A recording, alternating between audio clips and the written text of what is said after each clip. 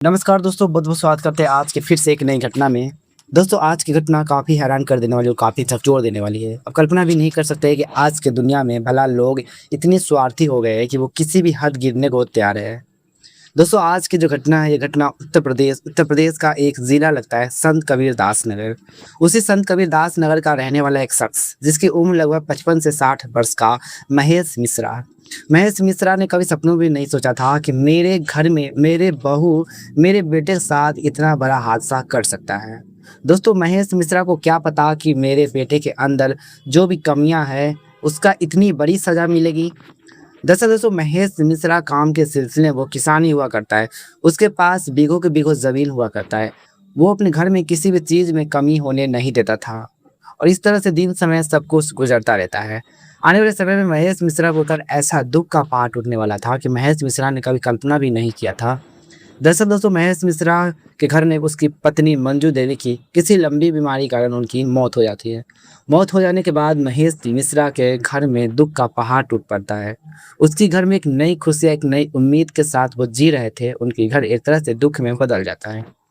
दरअसल वहाँ पे महेश मिश्रा की पत्नी के मरने के बाद उसके बेटे राजू कमल की उम्र लगभग 25 से 28 वर्ष के बीच में था। राजू कमल काम के सिलसिले में वो गुजरात में रहकर किसी फैक्ट्री में पैसे कमाता था। महीने में उसे 9 से 10 हज़ार रुपये पगार मिल जाते थे। उन्हीं पैसों से वो घर चलाता था। दरअसल महेश मिश्रा लापरवाही हो जाते हैं। पत्नी के जाने के गम में उसे चिंता काफ़ी सताने लगती है। महेश मिश्रा पूरी टूट जाता है। उसका जो भी खेतों में काम धाम चलता था वो सारा ठप हो गया था और इस तरह से दिन समय सब कुछ गुजरता रहता है।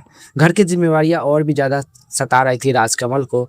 वो बाहर गुजरात में रहते थे, लेकिन उसे क्या पता कि घर में उसका जो पिताजी महेश मिश्रा, उसका देख रेख करने वाला अब कोई नहीं है। और यह सिलसिला लगभग कुछ महीने के बाद चलता रहता है। लेकिन आने वाले समय में महेश मिश्रा के बेटे राजकमल को अपने पिता की इस मजबूरी को लेकर वो घर वापस चला आता है।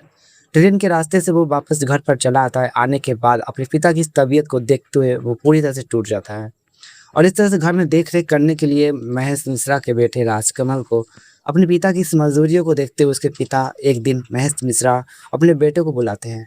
कहते हैं कि बेटा, तुम यहाँ पर आओ, मुझे तुमसे ज़रूरी बात करनी है। और इस तरह से राजकमल अपने पिता की बातों पर आकर वो पिता से बातचीत करने लगते हैं। तभी दोस्तों महेश मिश्रा कहते हैं, इस घर में बहू की ज़रूरत है, तुम बहू ले आओ।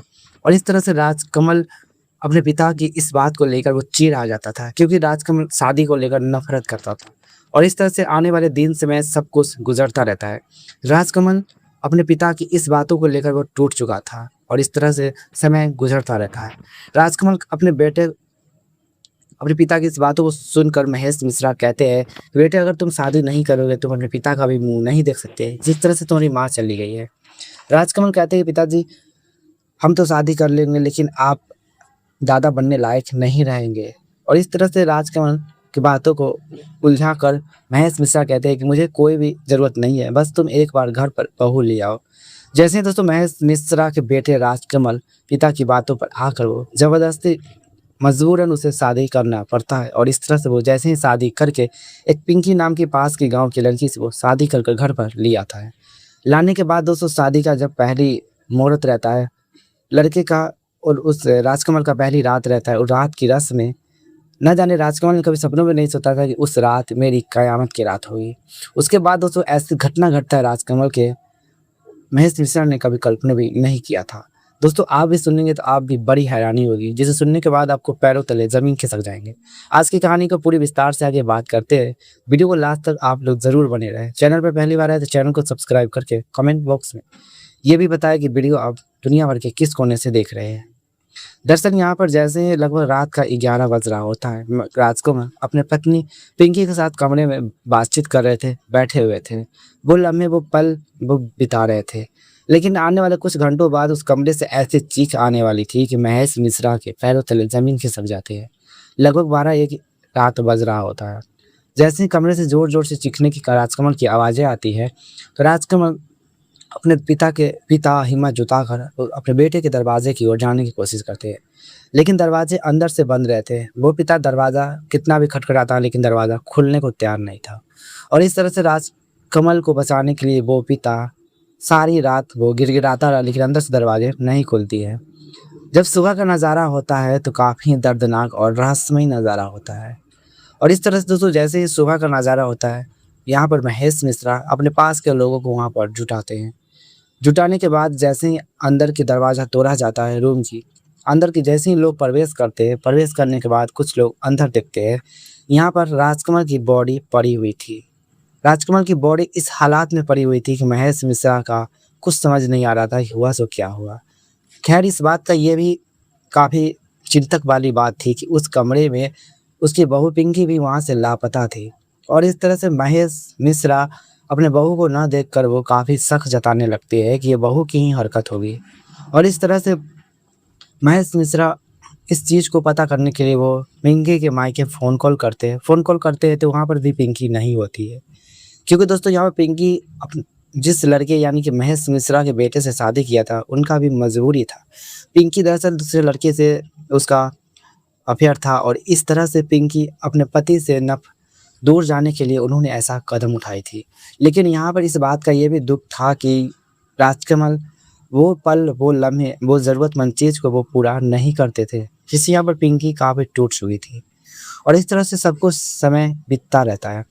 कुछ लोगों की भीड़ इकट्ठा होती है जब मौके पर, वारदात पर, वहाँ के आस-पड़ोस के लोग घटनास्थल पर पुलिस वालों को बुलाते हैं। जैसे उस पुलिस वाले उस घटनास्थल पर आते हैं, कुछ लोगों से बातचीत करते हैं। बातचीत करने के बाद कुछ लोग उस पुलिस वालों को महेश मिश्रा के घर में जो भी अनहोनी हुई थी, उनके डिटेल उसके पास बताते हैं। पुलिस महेश मिश्रा को हिरासत में लेते हैं। महेश मिश्रा के बेटे कमल को बॉडी के लिए पोस्टमार्टम के लिए भेज देते हैं। उसके बाद मेडिकल रिपोर्ट का इंतज़ार किया जाता है, लेकिन मेडिकल रिपोर्ट जैसे ही आती है, सभी को दिल दहला देती है, खासकर डॉक्टर, पुलिस और साथ खासकर महेश मिश्रा, जो अपने बेटे की रिपोर्ट का बेसब्री से इंतज़ार कर रहे थे। दरअसल महेश मिश्रा के बेटे की रिपोर्ट जैसे ही मेडिकल की आती है, उस रिपोर्ट में ये बताया जाता है, यहाँ पर महेश मिश्रा के बेटे राजकमल के प्राइवेट पार्ट पर उसके बहू पिंकी उस पर दाँत का निशान लगा दी थी। और इस तरह से आने वाले समय में महेश मिश्रा अपनी इस बहू की हरकत को देखकर वो पूरा तरह से टूट जाता है। लेकिन आने वाले समय में महेश मिश्रा अपने बहू की तलाश में जुट जाते हैं। कुछ समय गुज़रता रहता है, लगभग 10 से 15 दिन गुज़र जाता है। 10 से 15 दिन गुज़र जाने के बाद पिंकी अपने प्रेमी संग वो पकड़े जाते हैं। पकड़े जाने के बाद पुलिस पिंकी को हिरासत में ले लेते हैं। हिरासत में ले लेने के बाद दोस्तों पिंकी से पूछताछ की जाती है कि आखिरकार महेश मिश्रा के बेटे के साथ ऐसा हरकत उन्होंने क्यों की। और इस तरह से पिंकी अपनी सारी कहानी को बताते हैं कि मैं मजबूर थी, लेकिन पिंकी को ऐसा नहीं करना चाहिए था। उन्होंने कानून के हाथ में अपनी बात को, अपने जुर्म को रखी है। और इस तरह से पुलिस वाले पिंकी के ऊपर चार्जशीट मुकदमा दर्ज करते हैं। करने के बाद दोस्तों पिंकी को हमेशा हमेशा के लिए सलाखों के पीछे भेज देते हैं। महेश मिश्रा अपने बेटों को जो सपने सजाए थे, अपने घर की एक नई खुशियाँ सजाई थी, उनकी एक नई खुशियाँ मिट्टी में मिल जाती हैं। और इस तरह से एक नई खुशियाँ, एक नई घर की ज़िम्मेवारी या एक नई घर की खुशहाल ज़िंदगी जीने से बदतर बन जाती है।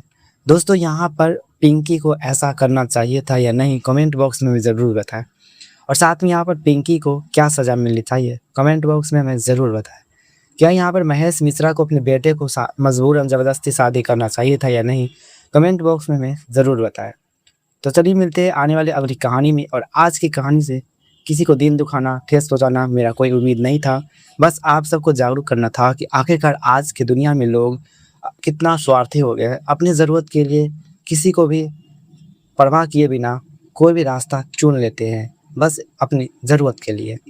चलिए मिलते हैं कोई और एपिसोड में। वीडियो को अभी तक लाइक नहीं किए तो वीडियो को लाइक करके चैनल को सब्सक्राइब ज़रूर करें। कमेंट बॉक्स में ये भी बताएं कि वीडियो आप दुनिया भर के किस कोने से देख रहे हैं। इस कहानी के बारे में आप सबके क्या ओपिनियन है, कमेंट बॉक्स में ज़रूर बताएं। तब तक के लिए